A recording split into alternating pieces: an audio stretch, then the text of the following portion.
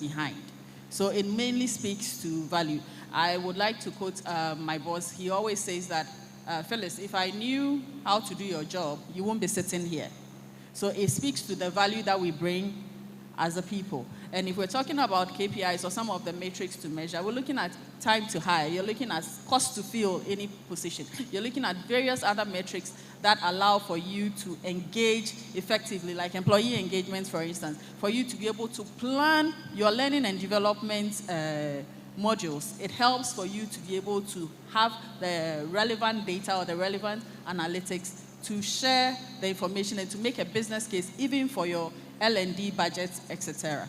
So it is very important for us to harness technology, AI, in the kind of work we do to make the most impact. Thank you.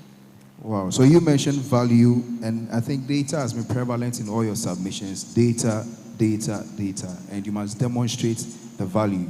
And you made mention of where you told one employee to submit a report. She did so in 30 minutes, if I'm right. But it would have taken about a week. So that can be a good case for you to make, and then employers will invest in AI.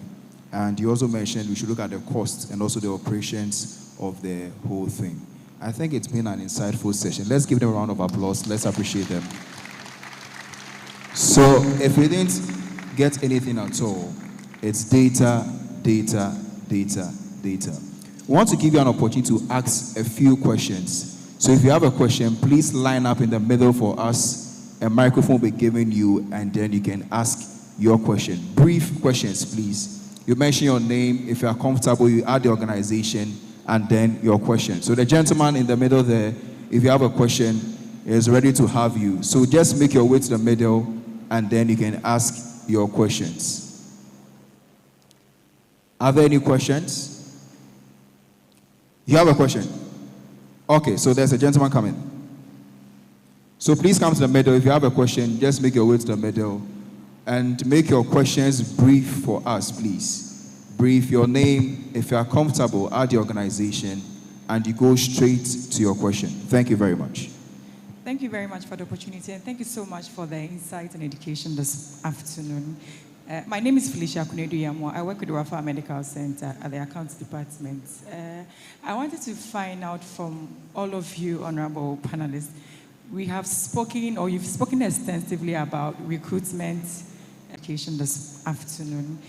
My name is Felicia Kunedu Yamo. I work with the Rafa Medical Center at the Accounts. I asked for example, an organization might ask the ATS system to not employ people within a certain age range or a gender type. Yeah. So how can we? What are the guardrails and regulations that ensure that they are not used ineffectively? Please, is this question clear? Yes. Okay. So would you want to answer the first two questions before we add the other gentleman? Okay. All right. So Mrs. Phyllis wants to take. Okay, good. Sorry. All right. Okay, thank you for your question. Is it patience? Patience. Right. Okay. So I think in my submission I mentioned employee engagement. So to measure attrition or to be able to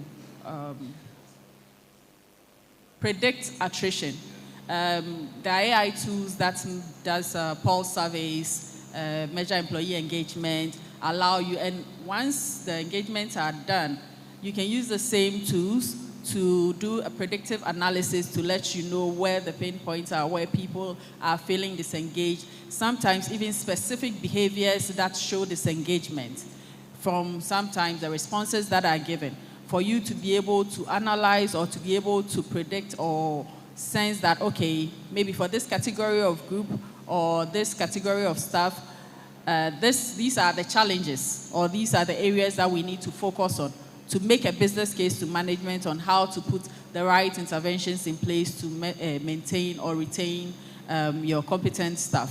So it is, there are several tools. There are several tools for use to gauge attrition within the organization, and then how to measure and guard against attrition. Thank you. There are several tools for use to gauge attrition within the organization, and then how to attrition. What my colleague just said. So I'll try to go a little bit technical, but try to let all of you understand. Now, often the emphasis is on the tool. Please don't be fixated on the tool, because there are so many tools out there. What you rather want to understand is how we use the tool, so that the next time you transition from one tool to the other, the experience and the feel will be the same. It's very, very important. So you want to predict attrition. You are HR people. You don't want to be all over the place where you open your data set and you have employee name, maybe the age, the gender, what else would you have? The salary, and so on and so forth. And you are asking, okay, can this help me to